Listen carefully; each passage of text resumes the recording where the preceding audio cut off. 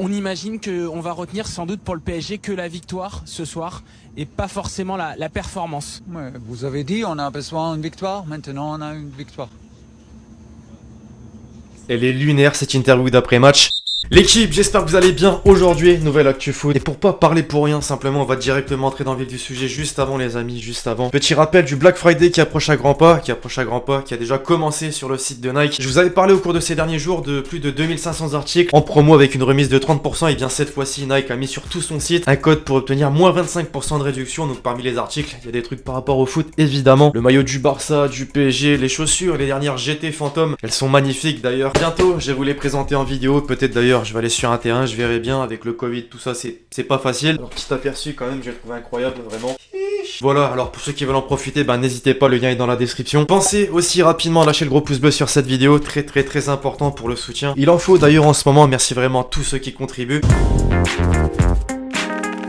Au centre de l'actualité donc ce matin les amis, évidemment la Ligue des Champions. Beaucoup de choses à dire. Tout d'abord pour nos clubs français, pas de quoi être fier dans les colonnes du Parisien. Le PSG a gagné, a pris 3 points mais n'a pas du tout convaincu. Paris n'a réussi que 75,7% de ses passes, soit son plus faible pourcentage dans un match de phase de groupe de Ligue des Champions sous l'ère QSI. Concernant la possession de balle, seulement 38% côté parisien, soit le plus faible pourcentage depuis la remontada 6-1 contre le Barça. Paris Saint-Germain, la remontada. Ah, sale souvenir. Très inquiétant donc pour la suite de la compétition. Surtout en voyant Tourelle insensible aux critiques. Maintenant il a raison, on demandait une victoire, il a pris les 3 points. Rennes de son côté était proche d'arracher le match nul à domicile au Roison Park. Malheureusement, Giroud était sur le terrain, il a sauté plus haut que tout le monde pour inscrire donc le but de la victoire dans les dernières minutes. Maintenant les conséquences, Rennes peut essentiellement, et on l'avait déjà prédit un petit peu, logique en même temps, ne peut jouer que la 3ème place. Chelsea et Séville sont désormais qualifiés pour les 8ème de finale de la Ligue des Champions. Séville qui a aussi dû attendre les derniers instants du match pour valider sa qualification donc à la 95e minute. D'ailleurs c'était la soirée des buts au beau du suspense car la Juventus a aussi validé son billet pour les 8ème de finale, notamment grâce à des buts de Ronaldo donc d'abord et de Morata dans les derniers instants. Le Barça de son côté n'est pas au point en championnat, tout le contraire en Ligue des Champions. Après Chelsea, Séville, la Juve, c'est le 4ème club officiellement qualifié pour les 8ème. Sans Messi, le Barça l'a emporté 4-0 sur la pelouse de Kiev avec une très belle prestation de Braithwaite, l'ancien Toulousain, un doublé donc pour lui, mais également un but de Grisi. Grisi justement qui cette semaine s'est confié sur une chaîne espagnole pour tout simplement mettre les choses au point sur plusieurs sujets dont sa relation avec Messi. Dans cet entretien donc relayé par le quotidien Marca, il y a une déclaration qui a beaucoup fait parler. Quand je suis arrivé au Barça, Messi m'a dit que ça l'avait dérangé que j'ai refusé de signer la première fois car il s'était réjoui publiquement de mon arrivée, mais il m'a aussi dit qu'il serait à mort avec moi sur le terrain et c'est ce que je ressens chaque jour. Messi dictateur, attention. Non, ça me fume vraiment, j'ai l'impression qu'autour du Barça on est carrément sur une télé-réalité, vraiment. Pour fermer la page Griezmann, tiens une petite information qui va plaire à tous mes joueurs FIFA qui suivent l'e-sport, notamment la structure de Griezmann, donc la Grizzly e-sport, s'est associée avec l'Olympique de Marseille. Et ouais, après TikTok, le label de rap, l'e-sport cette fois-ci pour l'OM.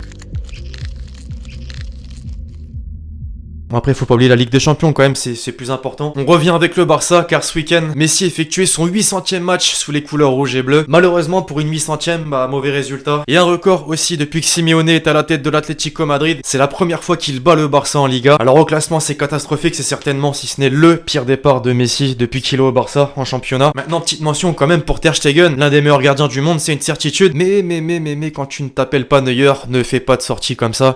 Comme on a fait la transition Ligue des Champions championnat, on continue cette fois-ci, on revient en France. Sale période, évidemment, il fallait revenir sur cette défaite du PSG à Monaco ce week-end après avoir mené 2-0. Les Parisiens ont subi une remontada qui confirme un petit peu les inquiétudes, notamment après ce match d'hier face à Leipzig. Après, vrai qu'on l'a pas mentionné, il y a des blessés, des absents, le groupe n'est pas au complet. Dans le même temps, Rennes n'y arrivait pas non plus, et c'est peut-être les conséquences de l'enchaînement des matchs entre la Ligue des Champions et le championnat. Défaite à domicile face à Bordeaux pour les Bretons, avec en plus comme buteur un certain Hatem Ben Arfa, le but d'ailleurs incroyable, on va le voir par la suite. L'Olympique Lyonnais de son côté avance lentement mais sûrement enfin sur le podium. Il n'y a que le championnat à jouer de toute façon, donc il va falloir viser le podium et ce jusqu'à la fin de la saison. En Italie, à présent les deux meilleurs buteurs actuels du championnat continuent de porter leur équipe. Le Z, Ibra donc évidemment avec le Milan AC et Cristiano Ronaldo, CR7 avec la Juve. Finalement comme dirait un certain Mbappé, moi tu me parles pas d'âge, 37, 38, 39, 40 ans. Rien à foutre. Sale nouvelle en revanche pour Ibra qui est quand même sorti sur blessure et qui sera visiblement absent pour 3 semaines. Outre-Manche, on l'attendait évidemment ce choc entre Liverpool et et Leicester. On s'attendait à voir les Reds en difficulté avec les nombreux blessés. Finalement, aucun suspense. Les hommes de Jürgen Klopp l'ont emporté 3-0. La recrue estivale Diogo Jota encore performant, c'est incroyable. On l'attendait aussi, le choc entre Mourinho et Guardiola. Match qui a tenu toutes ses promesses. Les Spurs l'ont emporté 2-0 à domicile. City comme le Barça donc cette saison en très grande difficulté en championnat. À l'inverse par contre, forcément des Tottenham de Sissoko qui s'en est évidemment réjoui en story Insta. Quel gamin. Merci de me laisser passer.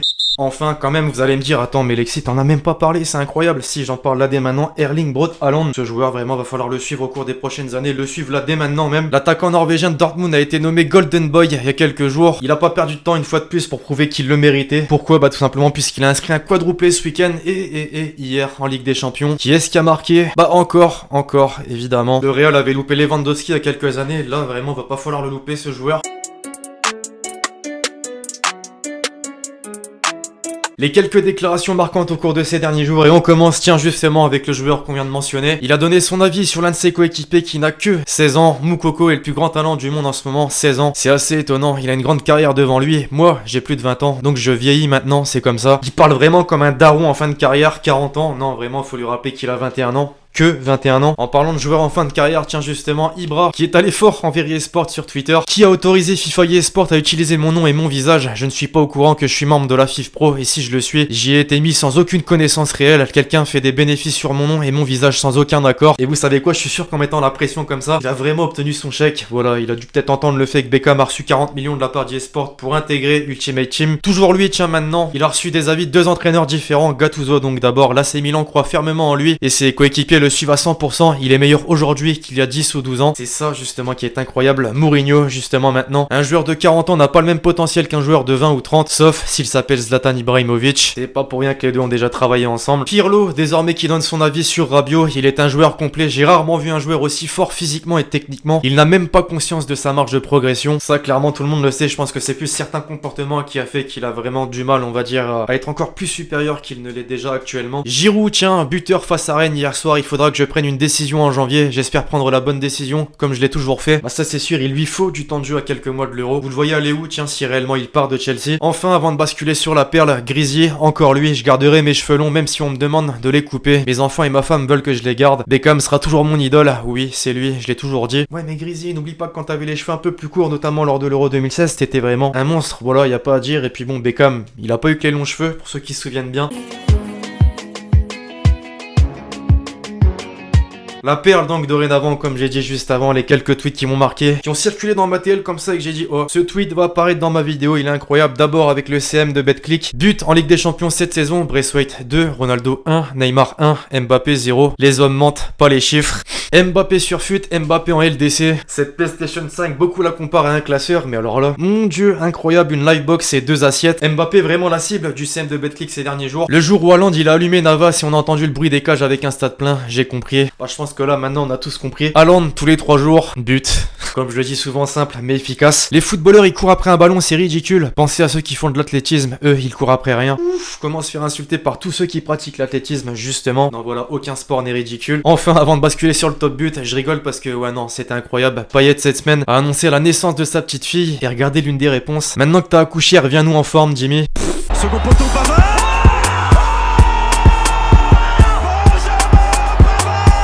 On a parlé de Bruno Fernandes il y a quelques instants, bah justement il est évidemment présent dans cette vidéo dans le top but, au même titre que Ben Arfa qu'on a aussi cité, et aussi, on n'en parle pas souvent, il est sous-côté, Ciro Immobilier avec la Lazio, tout proche d'ailleurs d'une qualif en 8ème.